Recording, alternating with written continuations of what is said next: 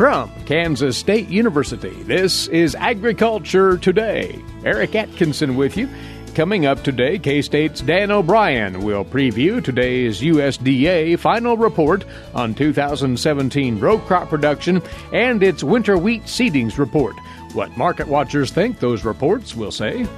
Also, K-State's Brian Briggeman will talk about the anticipated impact of the new federal tax cuts on agricultural producers and farmer-owned cooperatives.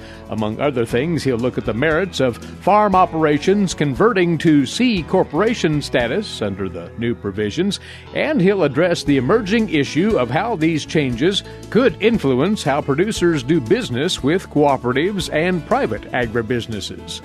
Later on Kansas Agricultural Weather, K-State's Mary Knapp. Here on Agriculture Today.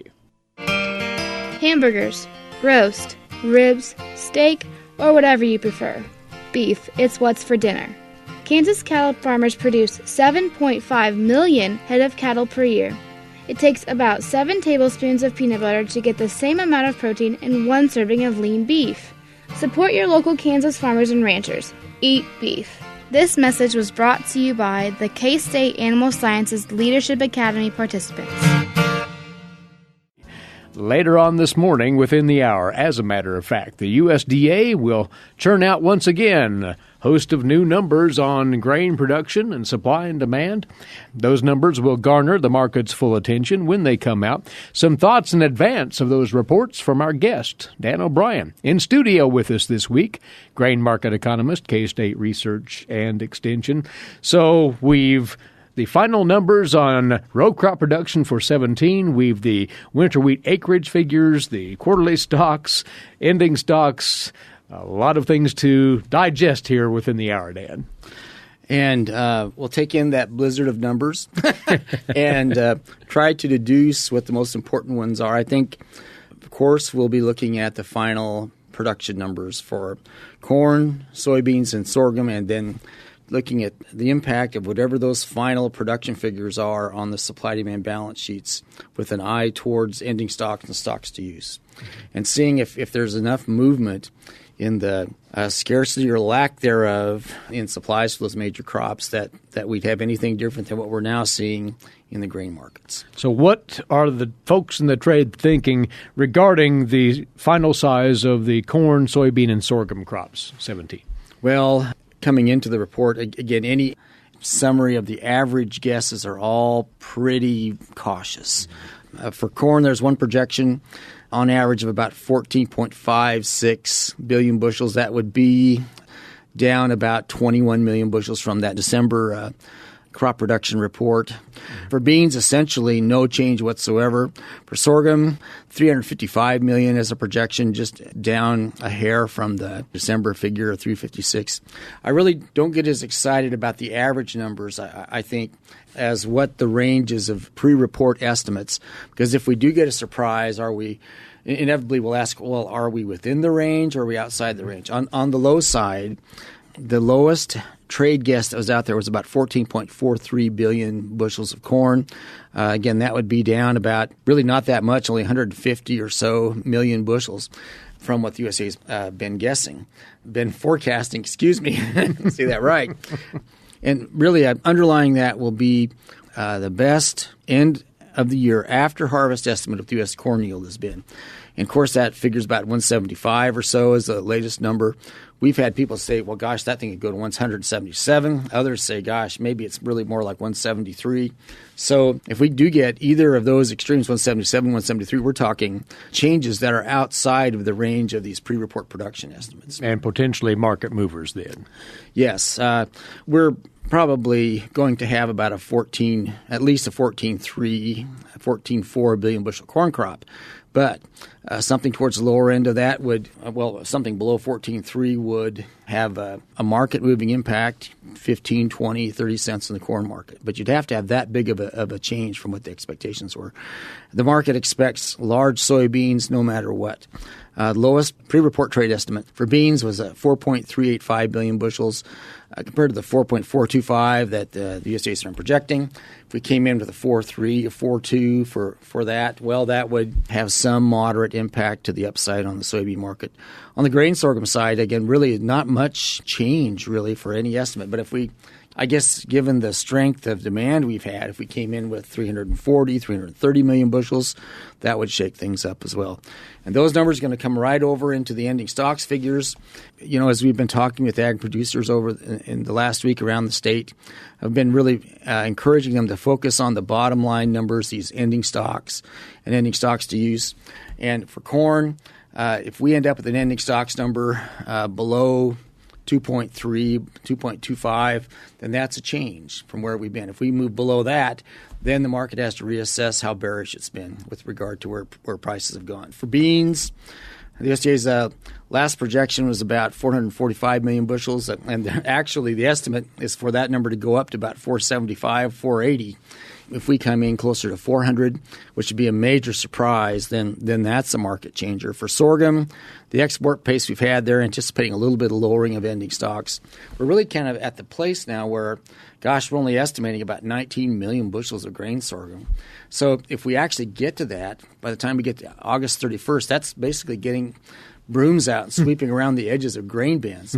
So we can't go a lot lower on grain sorghum. For wheat, basically, it's a steady as you go estimate. There is one low end estimate of about 860 million bushels ending stocks as opposed to 960. So it would take that type of a change to come in. There are these hidden little issues that come in on the markets. We have concerns here domestically in some parts of the U.S. about the quality of some of the feed grains that we've harvested. Have some of the fungus diseases or whatever come in and affected corn in different parts of the U.S. We've heard some of that in the western Oklahoma situation, maybe in some of the surrounding areas. If that comes into play, then we're going to have to do what we normally do, which is hold those supplies back and keep feeding it slowly through and mixing it in and mixing whatever is affected into the system. Well, if that's the case, then you're looking at the possibility that there could be more wheat feeding than we're projecting right now, or pulling good quality corn in from other areas towards that Great Plains region to help compensate for what we have to mix off. So you have those issues. You also have kind of these hidden challenging issues overseas. China with their change in bioenergy policy, the questions they have that they're dealing with, the same ones that we have dealt with in the past. If you have low-quality grain, you can't just run it through an ethanol plant and turn it into good-quality DDGs. You have a problem. So if those ideas about the quality of the corn carryover stocks that they have are, if they're true, if they come to fruition, then these larger world numbers that we're seeing are really overstating what's available for the world grain market to work with. So you have the, I guess, issues of the real available supply-demand situation as opposed to these broader aggregates with varying quality. So as we've been talking with different groups at our Farming for the Future conferences here this week, we've had some corn schools. These issues of the underlying realities as opposed to the broader aggregate that the futures market's tending to pay attention to come to bear and offer some pause for concern, maybe even probably some hope for grain prices to move to the higher side as we move off into the later winter and early spring time frame. When you talk about what the USDA is likely to share as far as winter wheat acreage later on this morning, well, this is going to quantify what a lot of folks have been suggesting, and very strongly, that wheat acreage will be down, winter wheat acreage in particular, going into 2018.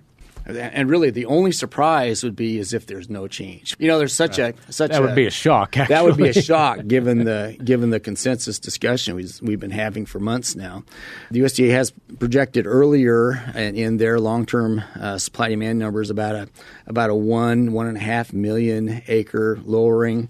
So that'd be down from say 32.7 down to about 31.4, and I think the trade basically is mimicking that.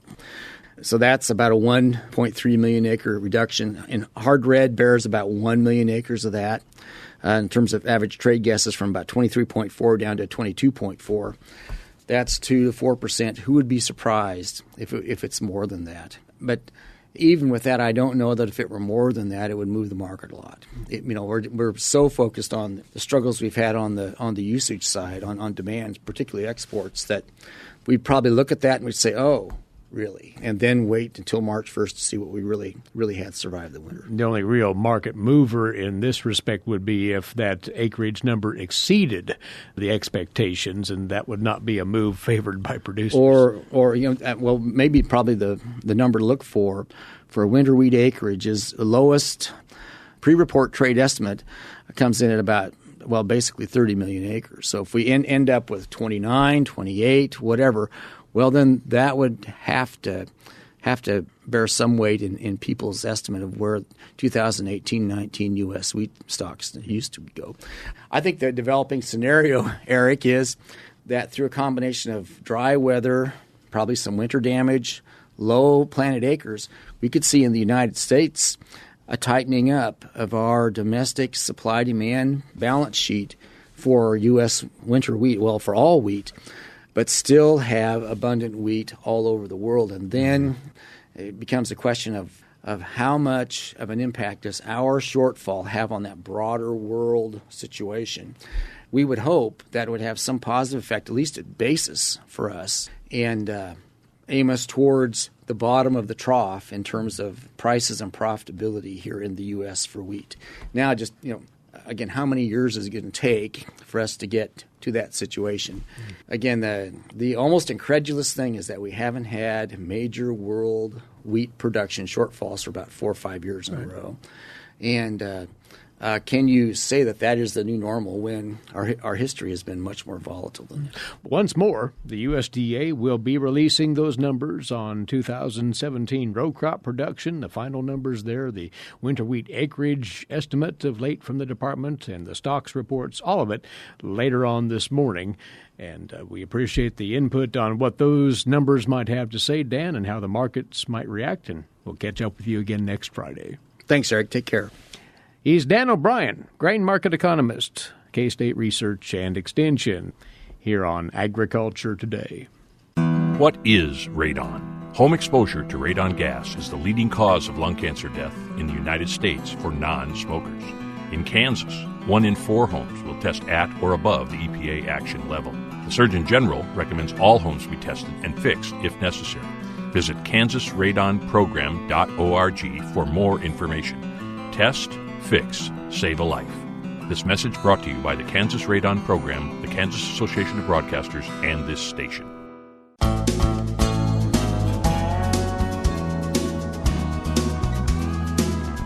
We're back now on this Agriculture Today. It created a major buzz toward the end of 2017 when the Tax Cuts and Jobs Act of 2017 was passed and signed into law late in December.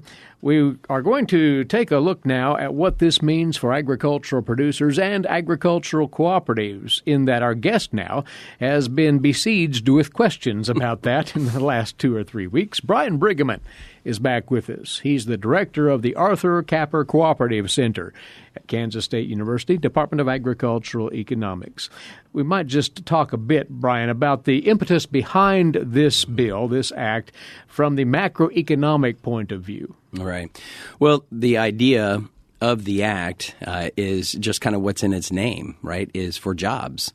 The hope is that through these tax cuts, that some of that will, quote unquote, trickle down, if you will, to other, individuals and hopefully create some additional jobs. So with the lower corporate tax rates that are out there, there are many other things that are kind of to benefit corporations. There are also aspects of it, too, that are aimed at individual consumers. A lot of folks want to say that, it's kind of aimed at the upper tier of wage earners. And actually, it is about the top 40% of earners will receive the largest amount of tax cut. Now, everybody will receive a tax cut individually, but it's a top 40%. It's a bit more aimed at. Well, why that's important for the macroeconomic story is that 40% represents about 60% of total consumption within the U.S. And if we think about our gross domestic product or our GDP, that total of 70% roughly, it goes into GDP, comes from consumption. So the thought is if we have more money, disposable income in the pockets of those higher wage earners who also consume the most, could that bolster consumption and help push GDP up? On the corporate side, of course, with additional jobs that could be created, and if we have more consumers and demand picks up and corporations get that signal and say, all right, let's start hiring and put some of this cash on our balance sheet to work. Yeah, I mean, that's the idea. Now, that's the textbook, right? That's the theory. We're going to have to wait and see how it all plays out. I know there's a lot of debate among economists. Some fall in the camp that say, yes, this will work. Some fall in the camp of, no, there's plenty of other headwinds that are facing it, such as budget deficits and, an unsure consumer. And is the labor market really, truly healing? I mean, there's both sides, right, that you see. So, but, we'll have to wait and see how it goes out. But that was at least the idea, the thought process behind it as to why it was passed. But narrowing it down to what it means, on paper anyway, to producers and cooperatives, and a quick disclaimer here, the rules will be determined eventually as to the implementation of this act by the Internal Revenue Service, and that process is just barely underway. Yes, that is correct. So when I have been fielding calls or been out across the state talking with cooperatives, farmers, lenders, and I begin to answer these questions, I always start off with, I'm not a tax advisor, I'm not a CPA, I'm not a lawyer, and I'm certainly not the IRS. And we need the IRS guidance on how this will be regulated. We need those regulations. So right now, a lot of my understanding is my own reading and speaking with other academics, industry experts, business folks, just trying to gain an understanding of what this all means. But, I still think it's some things to consider, because once we do get those IRS guidance, well, maybe some of these things will actually come to pass. And so we need to be ready, at least from how we're managing our operations and how we're leading our cooperatives. Not that we have to have the answers right now, but we need to know what questions to ask. And I would say along those lines, too, sitting down and having a thorough conversation with your tax advisor, whoever does your taxes for you.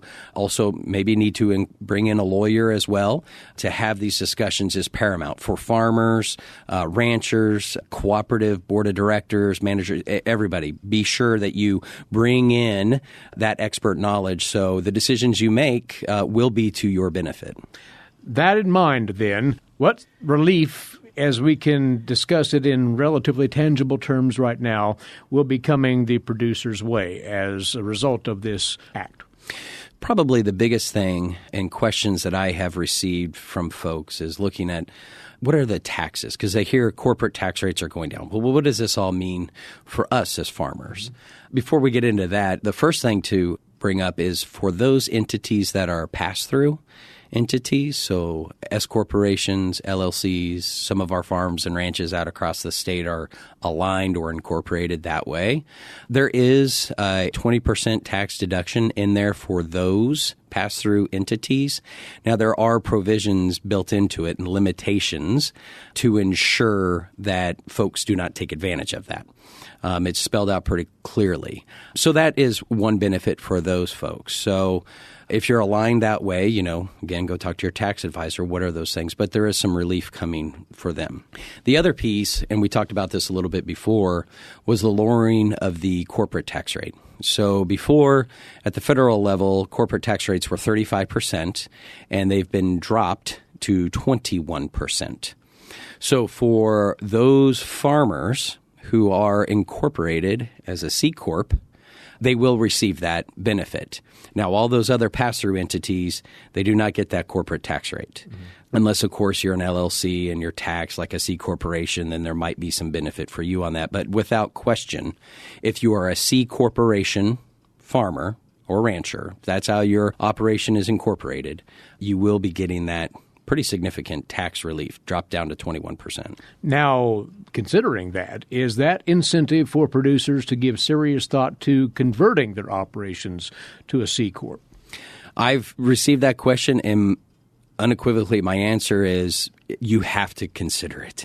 You have to look at it. That is a very significant drop in tax rates. Now, the thing of it is that comes with its own challenges and pros, the cons, all that. And it is a change in your operation and how you go about it. So you would need to, again, talk to your tax advisor. And what does that all mean? But there are some things that we can think about because, gosh, tax rates dropping from 35% to 21% is pretty tremendous. Substantial.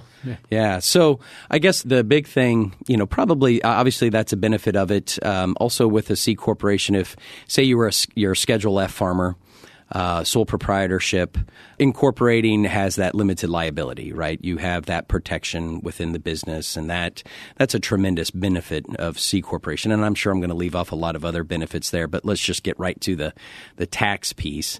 The thing of it is, you got the 21%, so that's obviously a benefit as well. But if we think about maybe a challenge of making that switch, of course, first and foremost, if you're Schedule F, it's just you're incorporating, so it's different, right? It's change. Mm-hmm. So that makes it a little bit tough. The other piece, and farmers have to really think through, and this has been a significant headwind or reason many farmers do not go through incorporating and become a C corporation, even though you get the limited liability benefit, is because you have to pay yourself a salary. Essentially, you're working for yourself, right? You have your operation under as a C corporation, and you need to pay a salary out of that. And you have to manage that as you would any other employee. Then. Exactly. So you have to sit down, budget it out, and look at it. And it's not, well, whatever money I have at the end of the year, that's the money I get. No, you need to pay yourself a salary, because if you wait till the end of the year, and the way you would get the money out of the C corporation to pay yourself would be through a dividend that you would pay yourself from that business. Well, you're going to be subject to double taxation, right? You will pay the dividend tax rate. So you'll pay the tax. Yes, you got that lower 21%. That's great. But then you're going to get hit with a dividend tax rate as well. So again, you have to kind of sit down and, think that through. Of course, you have to write bylaws, and there's other things there too that you would need to do. Again, talk to an advisor or a lawyer on how to set that up. But, there are some significant benefits there that you need to really consider that and sit down and look at your operation. Is this the path I want to go down? Mm-hmm. And once more, coming back to a point made earlier, upon the IRS interpretation here. Right, of course, yeah. And another thing, too, you brought up, Eric, about managing your business. One of the things that I talk to my students about a lot when I'm teaching ag finance. And we go through managing your farm and, managing operations and how do I make business-minded decisions. Many farmers are Schedule F farmers, and they're managing their operation to minimize their tax. And I am sorry, that is very poor advice. You do not want to minimize your tax. You want to maximize your profit. And if you have profit, then yeah, I'll pay taxes on that. We can work through that. So the question could be, and a colleague of mine, we've had this discussion, and he brought it up to me. Should give him credit for this. His name's Phil Kinkle at Oklahoma State. He made a really interesting point. He said, well, if this incentive is to move from Schedule F into a C corporation farm, will they make more business-minded decisions? So could that be a tangential benefit that might come from this? Potentially. But again, kind of a little side note that you brought up that I thought I would at least bring up.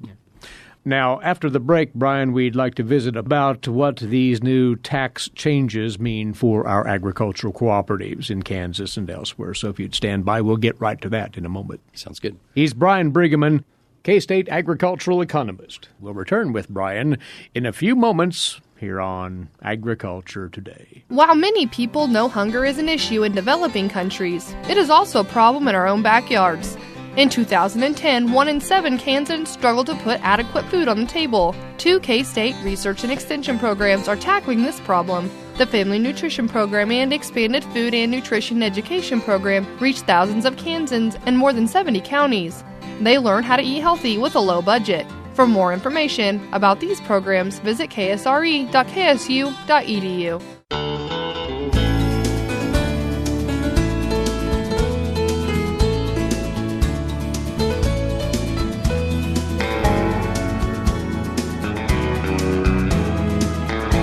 This is the K-State Radio Network and Agriculture Today. Eric Atkinson here. We further our conversation with Brian Briggeman from the Arthur Capper Cooperative Center here at Kansas State University. We're tapping Brian for his observations on the ramifications of that tax cut package that was signed into law right at the end of the calendar year 17 and what it means to agricultural ventures, including our cooperatives out there, Brian. And there's been quite a bit of vibrant discussion about that since the law was kicked in. Yeah, so I guess we're the vibrant discussion, which has hit the Wall Street Journal, has hit DTN. I know High Plains Journal is planning on running something. Just about everybody is picking up on it. There's a pretty strong incentive for farmers to do business with cooperatives that's built into it. We talked earlier about the lower corporate tax rates. So on any taxable income that a cooperative has, they would pay that 21% rate. So that is, a benefit to them, right? But that's not what's creating the big hullabaloo, if you will. So it's more focused on there are two types of deductions that are coming in at the cooperative. One's at the cooperative level, and then the other, which is creating all the buzz, is at the member level. So first of all, think about the cooperative level deduction. With this new tax bill, it replaced the old tax bill, which did have a deduction in it called Section 199, or the Domestic Production Activities Deduction, or DPAD. And that was specifically, not all grain marketing cooperatives utilized it, but many did. And it was a tremendous deduction, tax deduction, that many could keep either at the cooperative level, they could pass through to their members. And there was really no unified way that cooperatives would handle that deduction. But I will say this, it was tremendous. We're not just talking hundreds of thousands of dollars, we're talking millions of dollars was, flowed through to benefit co-ops, which ultimately benefited farmers, right? Regardless if it was passed through or not, because farmers are the owners, members of the cooperative, right? So it was a tremendous benefit. 199 was going away because primarily it was put in place and utilized by manufacturing firms, non-ag. And Republicans needed a way to help offset the cost of the lower tax cut. So 199, bye-bye. Mm-hmm. But there was a provision that was put in there kind of at the end called Section 199A, specifically geared to cooperatives. What's different about this 199A is that it's not just focused on grain marketing. It's all co-ops, all farmer co-ops. So in the past, it was on the grain side that you could take this deduction, but now the way it is calculated, it includes farm supply, it includes energy, it includes service. It's everything that the cooperative does that's within there. So because of that, you can see an additional amount of a deduction that can be taken at the cooperative level. So right there's some additional incentive to do business with the co-op because, well, if we do more business with the co-op, they can have an additional amount of deduction, which could further benefit me, right? Mm-hmm. But to go back to the hullabaloo, without question, this tax bill has created an incentive to do business with a farmer cooperative. As opposed to a private entity. Right, as opposed to a private firm, right? A private grain handling firm, an independent, a multinational firm. Now, the question always comes back to, well, how much, right? How much business would they do? Mm-hmm. Well, speaking as an economist, farmers should do business with a cooperative until they're able to extract as much of the tax deduction benefit that they can. And then each additional bushel after that is to look at, well, what's my best net price from there, right? That's the economist theory, how you would think, and business-minded as well. How this all will play out, it's going to be interesting and fascinating to watch. I think for co-ops out there, they need to go and talk with their lawyers, talk with their tax accountants. I'd also would encourage a lot of cooperative directors, managers to go to our website at the Capper Center. Go to accc.ksu.edu. Phil Kinkle and I have co-authored a fact sheet discussing some of the ramifications of this bill for co-ops and kind of putting it on paper. Not that we have the answer, but rather we want boards and managers to be able to ask questions, right? To figure out, okay, hey, where should we be going? What are the different ramifications of this? So we're trying to push out as much information as possible. And then again, for farmers to sit down and speak with their tax advisors and lawyers as well to figure out, well, what is the best course of action for me? And that's the best thing to leave folks with, for this all casts a new light on tax management for our producers, for our cooperatives likewise. Brian, we appreciate your comments. Thank you. Thank you very much, Eric. Brian Briggeman directs the Arthur Capper Cooperative Center here at Kansas State University. Once more, keep up on this subject, as Brian notes, via the center's website, accc.ksu.edu. Rounding out this segment, this week's edition of the Kansas Wheat Scoop for you, here's Marcia Boswell. All Kansas farmers are invited and encouraged to attend the Kansas Commodity Classic on Friday, January 26, 2018.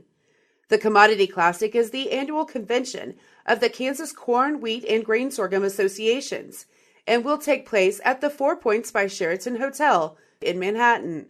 It is free to attend and includes a complimentary lunch. However, pre-registration is requested. U.S. Senator Jerry Moran will take the stage to give attendees an update on issues in Washington. Arlen Suderman, the chief commodities economist for INTL FC Stone, will provide a markets update. Trade is an important topic for Kansas agriculture, and speakers from the national commodity organizations will address it. Molly O'Connor, who is the Biotech Food and Trade Policy Advisor with the National Association of Wheat Growers, and Mike Dwyer, the chief economist with the U.S. Grains Council, will tackle the subject. At 11:30, U.S. Senator Pat Roberts, the U.S. Senate Ag Committee Chairman, will provide an agriculture and farm bill update. Dr. Barry Flinchbaugh, Professor Emeritus of Kansas State University's Department of Agricultural Economics, will be the featured keynote speaker during lunch. Dr. Flinchbaugh is a renowned expert on agricultural policy and an award-winning professor of agricultural economics at K-State. He has been a longtime advisor on ag policy to politicians of both parties. Drawing on his authority and expertise, Dr. Flinchbaugh will look at lessons learned from the historically long debate on the 2014 Farm Bill and will look forward to the upcoming Farm Bill discussions. Visit kswheat.com/KS Commodity Classic 18 for an agenda and to register. For Kansas Wheat, I'm Marcia Boswell. Thanks, Marcia. You're tuned to Agriculture Today. Standing by to join us after the break to get into the Kansas agricultural weather scene, K-State's Mary Knapp, here on the K-State Radio Network. Legal and financial concerns surround the day-to-day management of the agricultural industry. Producers, ag creditors, and USDA agencies rely on Kansas Agricultural Mediation Services. If you've received an adverse decision from the USDA or have an ag credit concern, call today 800-321-3276 or visit us online. Kansas Agricultural Mediation Services, exploring options, generating solutions.